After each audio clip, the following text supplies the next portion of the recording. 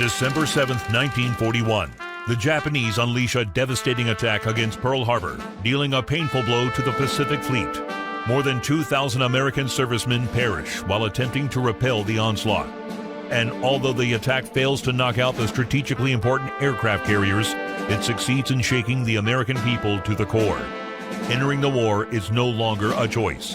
It is a necessity. On December 11, Nazi Germany declares war against the United States.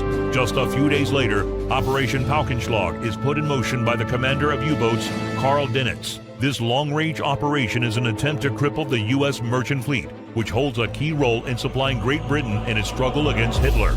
All along the U.S. East Coast, German U-boats sink hundreds of American tankers and cargo ships, slowly tightening the noose around the neck of Great Britain. It is clear that without American support to their war effort, Britain's survival will be measured not in months, but in weeks.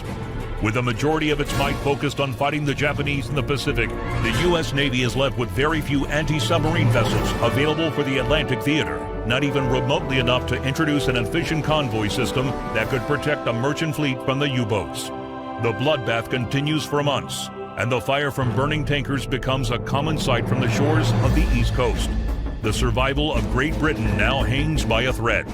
Finally, in May 1942, the U.S. Navy manages to muster enough anti-submarine ships to put the convoy system into effect.